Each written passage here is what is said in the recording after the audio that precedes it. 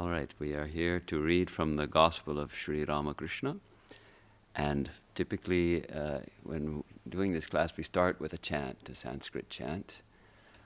Om tava kathamritam tapta jivanam kavi vibhiritam kalmashapaham shravana mangalam shrimadatatam bhuvi grinanti ye bhurida janaha.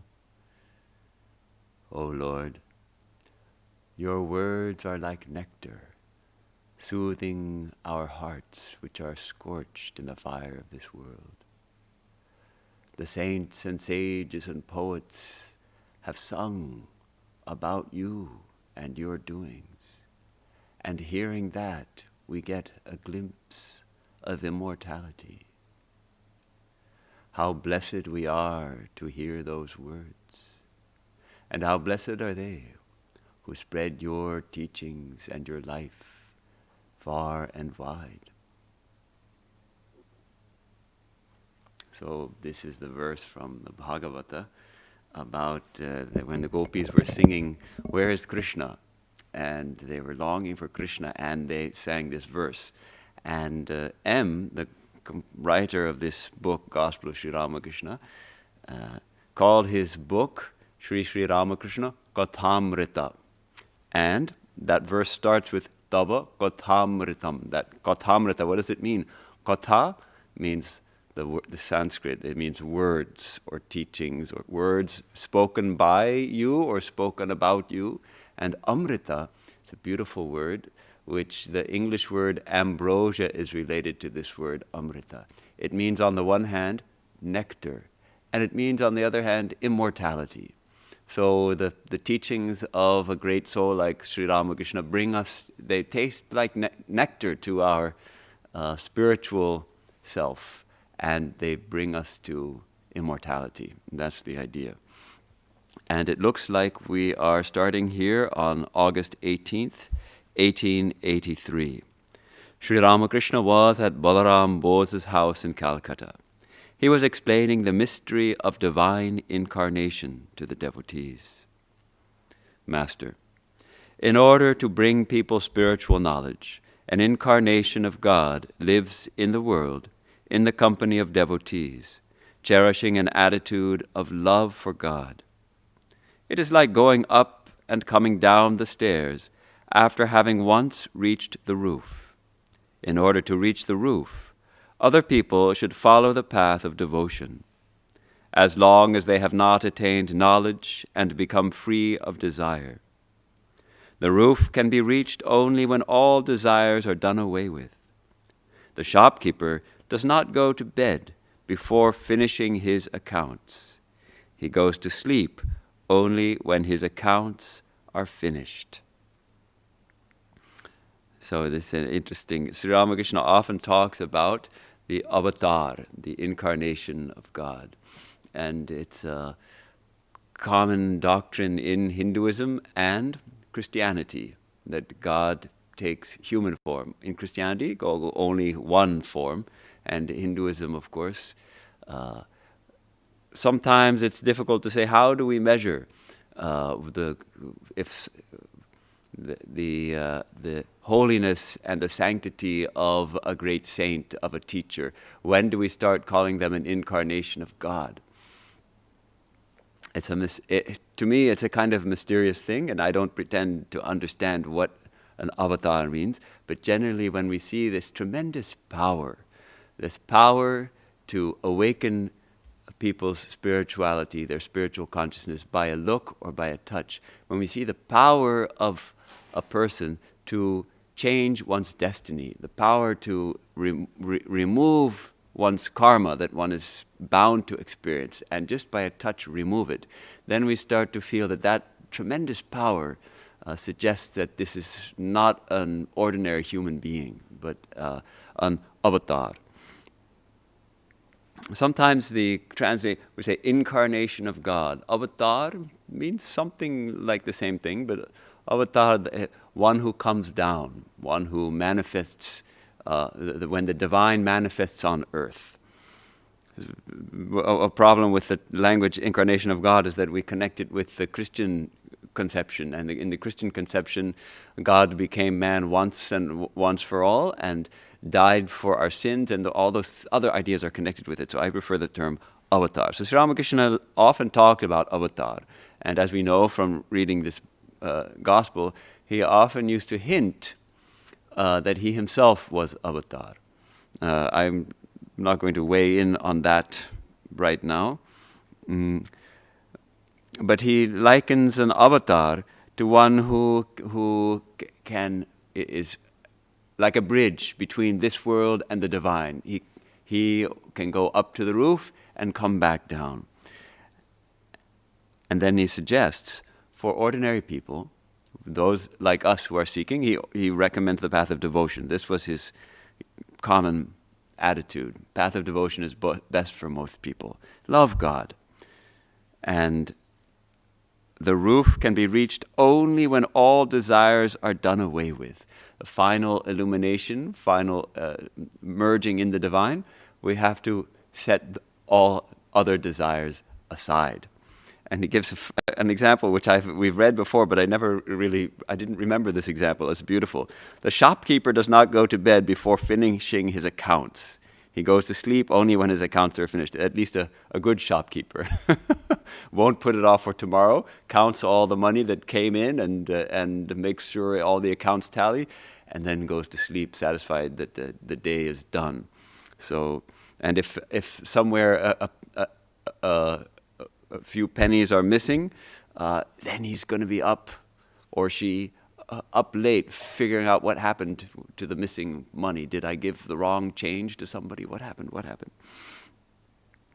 So when the accounts are done, then we can go upstairs and go to bed. Then speaking directly to M, he says, a person will certainly succeed if he will take the plunge. Success is sure for such a person. This idea of plunging, Sri Ramakrishna used to use it often.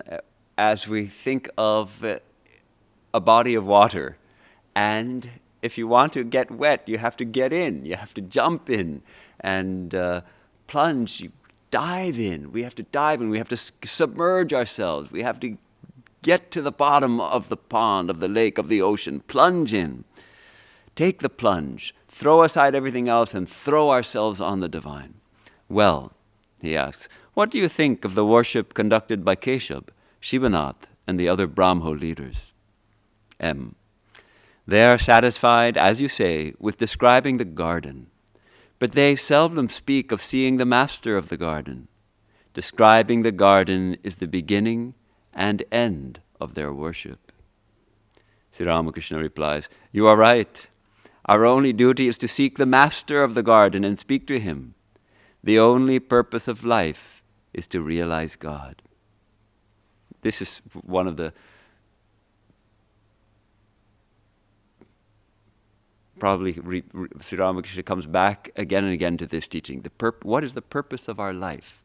We have many goals, but the ultimate goal is one. It is to realize God, or to know our true nature as one with God, or however we want to put that. That's the goal of life for everybody, says Sri Ramakrishna. And he used to criticize the Brahmos, that he would always ask them, go deeper, go forward. You're stuck describing, because in their worship they would say, oh Lord, how beautiful this universe is, the spangled sky, the oceans, the flowers, how amazing your creation. They're not talking about God, they're talking about the manifestation, the divine manifestation. But what about the source? What about the root? Go back there. So he used to criticize them, and so M is sort of feeding that back to Sri Ramakrishna, saying, yes, they are satisfied with describing the garden. They don't seek the master of the garden. And Sri Ramakrishna used to use the example of first get to know God. Then you'll know. Then you can find out all about whatever you want to know, all about the mysteries of this creation or anything else. If you want to know how many government securities and stocks Jaddu Malik, a very wealthy man. If you want to know how much money he has, how much is tied up in stocks and all that, no use theorizing about it and asking different people. Get to know the man and ask him directly. Then you can know all about it if you want. So, like that, know God. So Sri Ramakrishna agrees, you are right.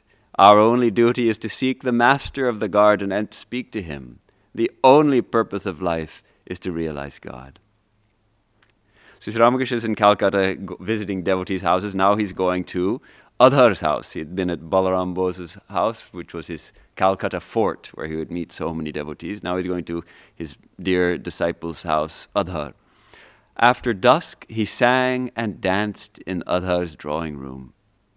M., Rakhal, and other devotees were present. After the music, he sat down, still in an ecstatic mood. He said to Rakhal, "This religious fervor is not like rain in the rainy season, which comes in torrents and goes in torrents. It is like an image of Shiva that has not been set up by human hands, but is a natural one that has sprung up, as it were, from the bowels of the earth."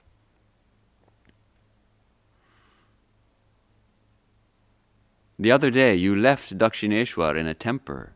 I prayed to the Divine Mother to forgive you. It's interesting. He's giving Rakhal a teaching here, and Rakhal, before, in his early stage of discipleship to Sri Ramakrishna, he became quite jealous of other devotees, of other disciples of Sri Ramakrishna. If Sri Ramakrishna would pay a lot of attention to some other disciple, he would feel hurt, he would feel jealous. And of course we know he was Sri Ramakrishna's spiritual son, so they had an incredibly close relationship. And early on he got this jealousy and he was a little bit controlling and those things. And then he went to Vrindavan for several months, many months, and he fell ill there also. And somehow all that fell away from him. And when he came back, he had realized that his teacher was not just his teacher; he was the teacher of it. It belonged to everybody. So he had overcome that defect. But so he had left Dakshineshwar angry with Sri Ramakrishna, and Sri Ramakrishna prayed to the Divine Mother to forgive him. But this religious fervor, this dancing and singing, rainy season, of course, is a huge downpour, and there's a huge torrent, and then it's over. And rainy season only lasts a short time, a month or two, and then it's all dry. So he's telling Rakhal, hinting perhaps that this is not ordinary. It's not just the kind of religious fervor that comes and goes. It is like, and there's this tradition. There's how many is it? 14 Jyotirlingas, the 12, maybe 12 or 14 Jyotirlingas. These emblems of Shiva. The Shiva Lingam is this kind of formless form, a stone, which is worshipped as Shiva. And it is believed that certain of them have no end. They've come up naturally, and they go all the way to the center of the earth. So he's suggesting that in this case, meaning Sri Ramakrishna's own case, it's like one of these, the connection to the divine goes all the way to the very root. The master was still in an abstracted mood and said to Adhar, "My son, meditate on the deity whose name you chanted." With these words, he touched Adhar's tongue with his finger and wrote something on it. Did the master thereby impart spirituality to Adhar? Oh, this is a very brief hint or note of a profound moment in the disciple's life when he received a very special kind of initiation from Sri Ramakrishna. He did this seldom, with just a handful of people that he granted them initiation, and particularly by touching their tongue with his finger and writing on the tongue. The idea is that the mantra is chanted by the tongue, and of course within, but with the subtle body, the tongue within. And Sri Ramakrishna wrote that mantra on his tongue as if to imprint it there permanently. So what a blessing that Adhar received from Sri Ramakrishna on this day, August 18, 1883. He didn't live long. He was thrown from a horse and died from his injuries. Sri Ramakrishna had warned him, don't ride horses anymore, but he didn't listen. That's the end of that chapter. This chapter is chapter 13, titled The Master and M, and our first date is August 19, 1883. It was Sunday, the first day after the full moon. Sri Ramakrishna was resting after his noon meal. The midday offering had been made in the temples, and the temple doors were closed.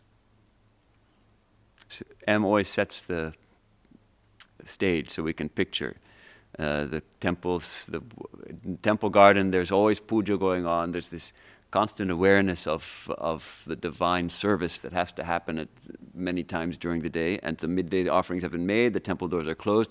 Deity is, quote unquote, resting, and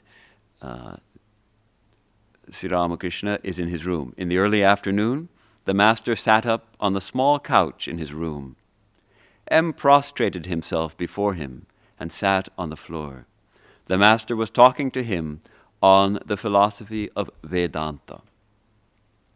So he says to M, self-knowledge is discussed in the Ashtavakra Samhita. Ashtavakra Samhita is a text on extreme non-dualism. Swami Sarvapriyananda gave a retreat on that text, Ashtavakra Samhita, here in this temple.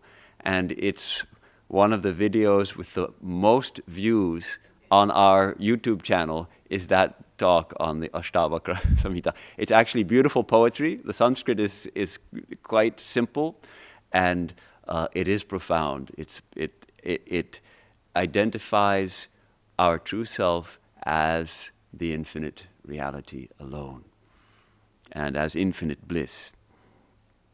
So Sri Ramakrishna says, the non-dualists say, Soham, that is, I am the Supreme Self. This is the view of the sannyasis of the Vedantic school. A lot of people get really excited by this, and it's wonderful teaching. And Sri Ramakrishna often mentions this, and he'll say, the non-dualists, the jnanis, those who follow the path of knowledge, they say soham. It's actually a contraction of two words, saha and aham. Becomes soham, saha, he, aham, me. So soham, I am he. I am the Supreme Self. And the sannyasis of the Vedantic school, we are also sannyasis of the Vedantic school. But he said, and then he comes back to this but again and again. But this is not the right attitude for householders who are conscious of doing everything themselves. That being so, how can they declare, I am that, the actionless Supreme Self?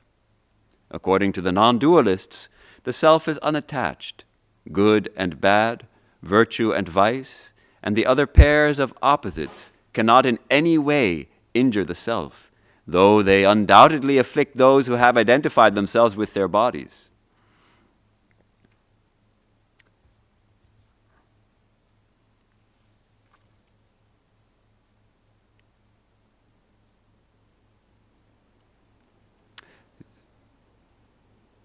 He tends to, he's going to come probably to the path of devotion is best. It's an interesting question because Sri Ramakrishna taught the Ashtavakra Samhita to Narendranath, the future Swami Vivekananda. And he didn't like it. He said, what is this? I am God. I don't like that. How can I be God?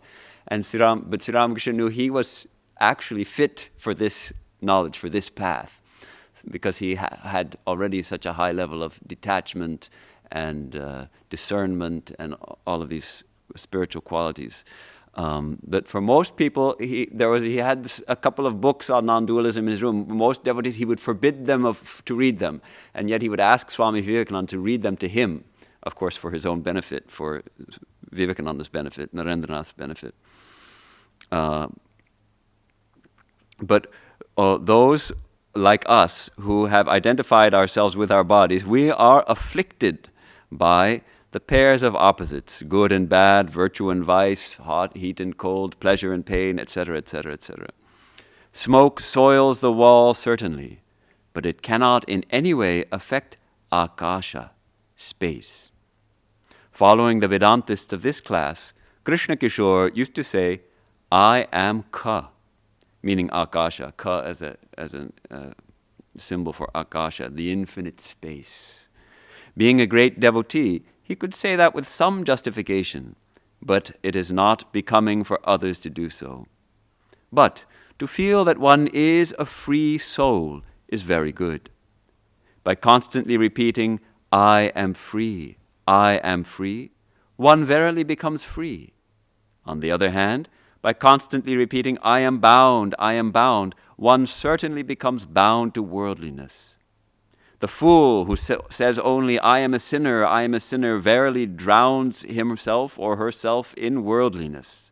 One should rather say, I have chanted the name of God. How can I be a sinner? How can I be bound? So there's a difference here. On the one hand, he's discouraging M from following the path of knowledge by saying, I am he. And yet, he is encouraging him to do certain practices which seem to be similar, to say, I am free. I am a free soul. I am ever pure. I have chanted the name of God. How can sin touch me? So there's a slight difference. This path of strict non-dualism says, I am God. I am the infinite reality and nothing else. Here he's taking that idea of affirming our true identity, but saying, well, don't go quite so far as to say God alone is and I am God. Say, I am a free soul. I have chanted the name of God. Sin cannot touch me. And then he confesses to M, you see, I am very much depressed today. Hridoy has written me that he is very ill. Why should I feel dejected about it? Is it because of Maya or Daya? M could not find suitable words for a reply and remained silent. Typically, M wouldn't answer these questions. He didn't know what to say. But Sri Ramakrishna would ask, and of course now he'll explain what is Maya and what is Daya. And he loved these rhyming words, these pairs of words that are rhyming. It's also interesting. See, Sri Ramakrishna himself is dejected. We know him as an embodiment of bliss. He's always in a state of bliss. And yet he confesses that Hridoy, his nephew, who served him very much, is ill. And it has put a little damper on his joy, on his mind. And so that's only natural. We also shouldn't expect that we're going to be happy all the time. Sometimes there's sad things happen and we also get sad. Do you know what Maya is? It is attachment to relatives, parents, brother and sister, wife and children, nephew and niece. Daya means love for all created beings. Now, what is this, my feeling about Hridoy? Is it Maya or Daya? Because Hridoy is a relative, so it's a love for a particular person. But see what Sri Ramakrishna says next. He says, but Hridoy did so much for me. He served me wholeheartedly and nursed me when I was ill. But later he tormented me also. The torment became so unbearable that once I was about to commit suicide by jumping into the Ganges from the top of the embankment. But he did so much to serve me. Now my mind will be at rest if he gets some money. But whom shall I ask for it? Who likes to speak about such things to our rich visitors? So, is it Maya or Daya? Is it attachment to relatives or is it compassion? Is it a universal compassion, a love for all beings? Daya means love for all created beings, often translated as compassion. It would seem that it falls definitely, there's a very large element of compassion, since Hridoy, though he served Sri Ramakrishna very much, he also tortured him tremendously. And finally Sri Ramakrishna asked Mother to, whether he asked Mother to take him away, he was taken away from the temple and banished for the rest of his life after doing a transgression. The temple authorities banished him from the temple garden. So Sri Ramakrishna was freed of his torment. And so we get the sense that here that it's really a strong dose of daya, of compassion. Maybe there's a little maya in there, hard to say. Did he have any kind of maya in him? It's hard to say. Maybe not. At 2 or 3 o'clock in the afternoon, Adhar Sen and Balaram arrived. After saluting Sri Ramakrishna, they sat on the floor and asked him if he was well. The master said, "Yes, I am well physically, but a little troubled in mind." He did not refer to Hridoy and his troubles. Interesting. This is perhaps one of the few times when Sri Ramakrishna confesses that he's feeling a little down. He's concerned about someone. He had so much concern and love for the devotees. And Keshav Sen also, when Keshav fell ill, he vowed to worship Divine Mother on his recovery. And when Keshav died, he was bedridden for 3 days. He was paralyzed. He couldn't move with grief. And yet he was at the same time evidently beyond all that and always in joy. The conversation turned to the goddess Singhavahini, which is another name for Durga. Singha is lion. Singhavahini, she who rides the lion, and is especially worshipped in Jairambati and under that name. Sri Ramakrishna says, "Yes, I visited the goddess. She is worshipped by one of the branches of the Mallik family of Calcutta. This branch of the family is now in straitened circumstances, and the house they live in is dilapidated. The walls and floor are spotted with moss and pigeon droppings, and the cement and plaster are crumbling. But the other branches of the Mallik family are well off. This branch has no signs of prosperity." To M. "Well, what does that signify?" M remained silent. "The thing is that everyone must reap the result of his or her past karma. One must admit the influence of tendencies inherited from past births and the result of the prarabdha karma." M was a so-called English educated. He was very skeptical. He had trouble accepting the traditional ideas of karma and past lives, and that what we did in a previous life can affect us in this life. And so here Sri Ramakrishna is giving a poke. See, the Mallik family, they're worshipping the Divine Mother, and yet look at their house. Well, how do you explain that? The other branches of the family are wealthy. These people are poor. How do you explain that? Well, karma is a pretty good explanation, don't you think? So he's kind of guiding his disciple in this way. And so he's saying, you must admit these influences from past lives and the result of prarabdha karma. Prarabdha karma is the karma that is manifesting this life. And it said that can't be changed. That can't be changed except by an avatar, by an incarnation. It can actually change. Otherwise, what is still stored up for future births, that we can eliminate through... it becomes, when we realize God, when we attain illumination, that is burnt. But prarabdha, what's already bringing about the manifestation of this life, that has to be seen to its end.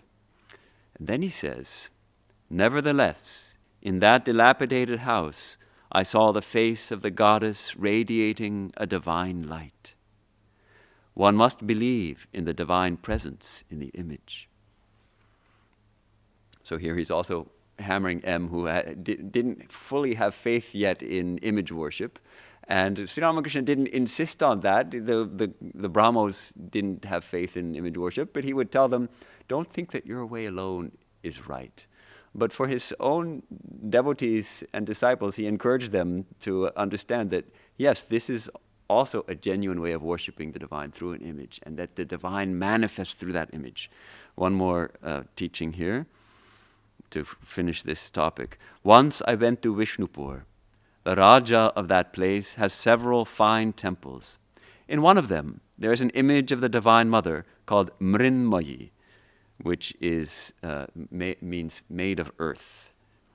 There are several lakes near the temple, known as the Lal Bandh, Krishna Bandh, and so on. In the water of one of the lakes, I could smell the ointments that women use for their hair. How do you explain that? I didn't know at the time that the women devotees offer ointments to the goddess Mrinmoyi while visiting her temple. Near the lake, I went into samadhi, though I had not yet seen the image in the temple. In that state, I saw the divine form from the waist up, rising from the water. And there's a little explanation about the legend associated with this temple, which is actually told, page 797. Well, there was a landlord of that part of the country, and he obtained the Divine Mother as his daughter. This is the legend. And he was very fond of her, but one day he was became a little impatient because the little girl is constantly nagging her dad. What is this? What is that? So then he said, please, my child, please leave me alone. I have much work to do. So finally, the girl was insisting on bothering him, and he said, get out of here. So then she left, and she disappeared. And then they found her in the water of the lake. They saw an arm in the water of the lake, and then the arm disappeared. So now she is worshipped as the Divine Mother. So that's the legend of that temple. And so Sri Ramakrishna had a vision which seems to corroborate the truth of that legend. Some of these mystical things are difficult to understand. I almost feel like you have to go to India to understand these things, because when you go to India and you visit some of these temples, and you feel, as Sri Ramakrishna says, the face of the goddess radiating a divine light, we feel something in these temples, which have been, where the divine has been worshipped through an image for perhaps centuries or even millennia. We feel something, and then we start to understand what he's talking about. So it's 5:30. That brings to a close our reading for today. Thanks for giving me the opportunity to share this reading with you. Om Shanti Shanti Shanti Harihi Om Tat Sat Shri Ramakrishna Astu. Peace, peace, peace. We offer this study at the feet of Sri Ramakrishna.